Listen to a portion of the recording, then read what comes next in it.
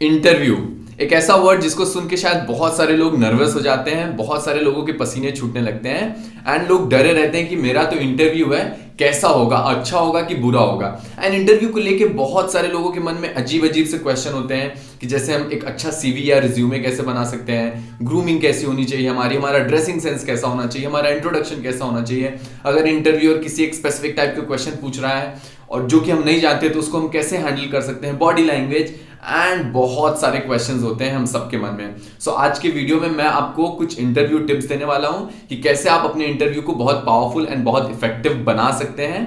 तो आज के वीडियो को मैं दो पार्ट में डिवाइड करूंगा, पहला प्री इंटरव्यू प्रिपरेशन एंड दूसरा during the interview preparation. Pre interview preparation मतलब इंटरव्यू में जाने से पहले क्या क्या तैयारी करनी है, एंड ड्यूरिंग द इंटरव्यू मतलब जब आप इंटरव्यूअर के सामने बैठे हैं तो कैसे आप एक अच्छा इंप्रेशन बना सकते हैं। वो सारी चीजें मैं आज के वीडियो में डिस्कस करने वाला हूं। सो अगर आप चैनल पे नए हैं तो अभी सब्सक्राइब करिए ताकि मैं मोटिवेटेड रहूं ऐसे ही और यूजफुल कंटेंट बनाते रहने के लिए। So let's get started.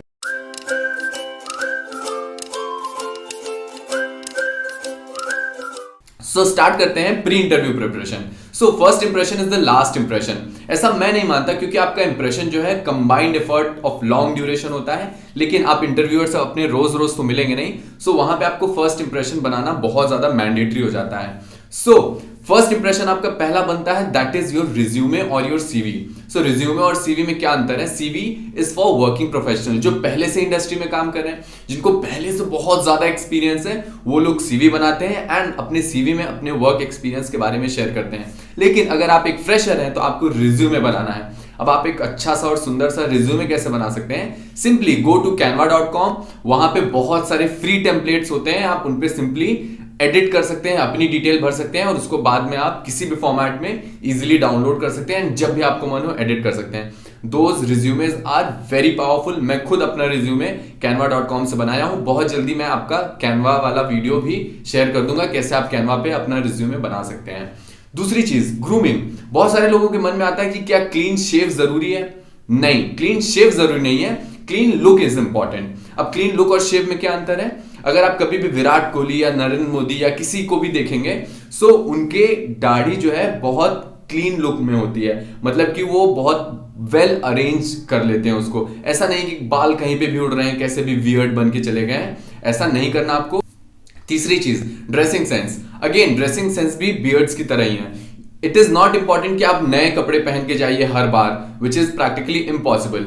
NEET and tidy look is very important. आप जो भी पहने हैं, your cloth should be well ironed, neat and tidy. And आपको एक चीज और ध्यान रखना है कि कोई वियर्ड कलर नहीं पहन के चले गए कि आप पता चला कि येलो कलर की जैकेट पहन के चले गए हैं या कुछ बहुत अलग तरीके का जो देखने से ही बहुत अजीब लग रहा हो।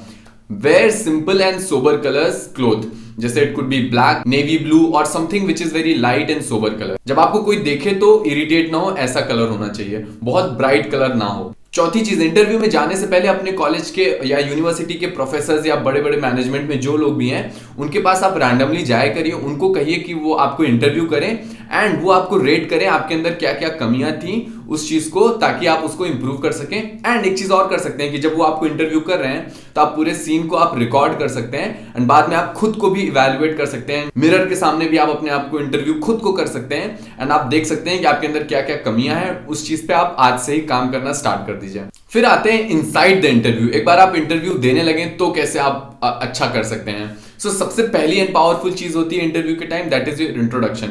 सो आपका इंट्रोडक्शन बहुत ही पावरफुल होना चाहिए। अपने इंट्रोडक्शन को आप 4 हिस्से में बांट लीजिए। पहला, बेसिक इंफॉर्मेशन अबाउट यू, जैसे कि माय नेम इज अनुभव Mishra and I am from so and so university, and आप किस सब्जेक्ट में स्पेशलाइज्ड हैं उस चीज को बताइए। फिर अगर आप एक एमबीए के स्टूडेंट हैं तो पहले आपको टेक्निकल स्किल के बारे में बात करनी है, और अगर आप एक टेक्निकल स्टूडेंट हैं तो पहले अपने मैनेजरियल स्किल के बारे में बात करनी है।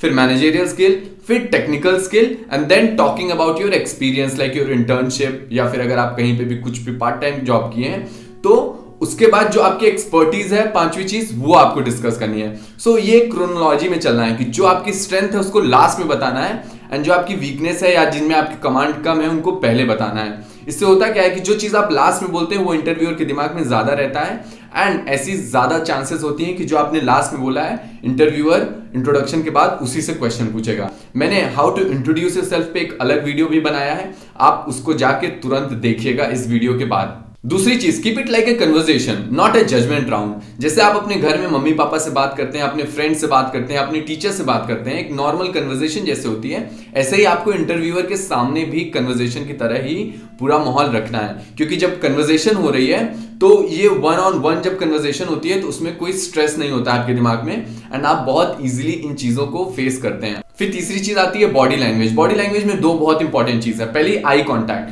आई कांटेक्ट आपका होना चाहिए। अब लगातार आप किसी से आंख नहीं मिला सकते क्योंकि थोड़ी देर बाद वो वियर्ड लगने लगता है। सो आप उनके यहाँ पे या यहाँ पे कहीं पे भी इतने में फोकस कर सकते हैं, सेंटर पे।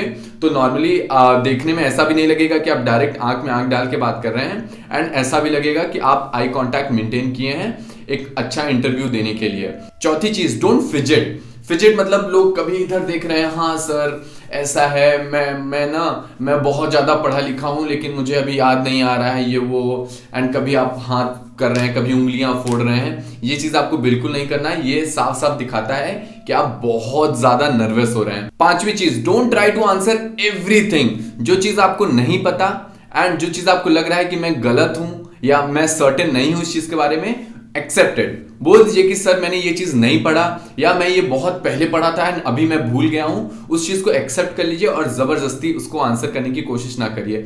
It's better to not give answer instead of giving wrong answer, क्योंकि जब आप एक गलत आंसर देते हैं तो आपकी एक नेगेटिव इंप्रेशन बनता है इंटरव्यूअर के सामने, विच इज वेरी बैड। छठी चीज, understand the mentality of interviewer. अब मेंटालिटी का मतलब ये है कि अगर इंटरव्यूअर आपने कोई क्वेश्चन का आंसर दिया एंड जो आंसर दिया उसी में से इंटरव्यूअर अगला क्वेश्चन पुट अप कर दिया, फिर उस आंसर से अगला क्वेश्चन पुट अप कर दिया, फिर उसी क्वेश्चन से आंसर से अगला क्वेश्चन पुट अप कर दिया, इसका मतलब कि इंटरव्यूअर को उस टॉपिक के बारे में ज्यादा नहीं मालूम है एंड वो आप ही के बताए हुए आंसर से क्वेश्चन फ्रेम कर रहा है। क्योंकि एक interviewer most of the cases में एक एचआर होता है जिनको बहुत ज्यादा टेक्निकल नॉलेज नहीं होती।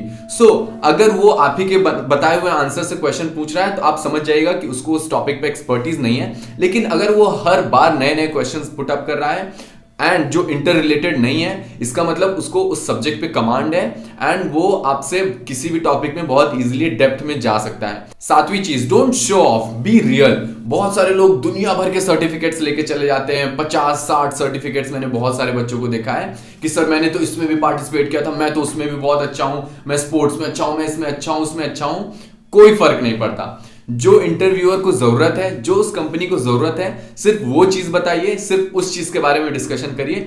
ऐसा कोई भी टॉपिक फालतू में मत ले आइए कि आपसे इंटरव्यूअर इरिटेट हो जाए। आठवीं चीज, it's okay to be nervous. सब नर्वस होते हैं, लेकिन एक बार इंटरव्यू स्टार्ट हो जाता है तो नर्वसनेस ऑटोमेटिक चली जाती है। ये हम सब ने ऑब्जर्व किया होगा। So don't be that nervous and don't start judging yourself कि मैं नर्वस हूं, मैं नहीं फेस कर पाऊंगा, मैं तो बहुत डरा हुआ हूं, ऐसा होगा कैसा होगा। ये सब बिल्कुल भी नहीं सोचना है। आप सिंपली जाइए, take a deep breath and you can start your interview. कभी भी इंटरव्यू के टाइम अगर आपको इंटरव्यूअर पानी दे या कहे कि you can have a glass of water, जरूर उस पानी को पीजिएगा। क्योंकि जब आप पानी पी रहे होते हैं तो आपके पास 10, 15, 20 सेकेंड एक्स्ट्रा होता है वो जो भी क्वेश्चन पूछा था उसके आंसर को सोचने के लिए। 9th, it's just an fresher interview, don't over prepare. अब इसका क्या मतलब है, बहुत सारे लोग जो है जब वहां पे जाते हैं, इंटरव्यूअर तो चाहता है कि आपको जावा भी आनी चाहिए, पाइथन भी आनी चाहिए, सी भी आनी चाहिए, C++ भी आनी चाहिए एंड हर एक लैंग्वेज आनी चाहिए। लेकिन आपको ऐसा शो ऑफ नहीं करना कि मुझे हर एक लैंग्वेज आती है। जैसे कि कभी भी आपसे इंटरव्यूअर पूछ लिया कि आपको तो जावा आती है बट हमारी रिक्वायरमेंट पाइथन है, सो इस क्वेश्चन को कैसे हैंडल करेंगे आप?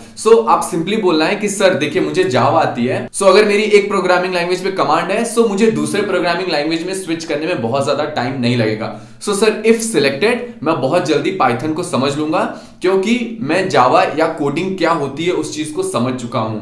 It won't take much time for me to switch to some other language. ऐसे आप स्मार्टली किसी भी क्वेश्चन को हैंडल कर सकते हैं। 10वीं चीज, आस्क क्वेश्चन। जब भी इंटरव्यूअर आपसे पूछे कि do you have any question, do you have any doubt, आपके मन में उतनी समय जो भी डाउट चल रहा हो, कुछ एक अच्छा सा क्वेश्चन आप जरूर पूछिएगा। क्योंकि उससे क्या होता है कि एक कहीं ना कहीं कनेक्ट बॉन्ड स्टैब्लिश होता है आपके और इंटरव्यूअर के बीच में, एंड इंटरव्यूअर के अंदर भी एक सेंस ऑफ रिस्पॉन्सिबिलिटी आती है कि अच्छा ये बच्चा अच्छा था, मुझे इसके साथ क्या करना चाहिए। आई होप कि अगर आप ये सारे प्रिंसिपल्स अपने इंटरव्यू में फॉलो करेंगे तो आप बहुत इजीली अपने इंटरव्यू को फेस कर सकते हैं। Till then bye bye, good luck.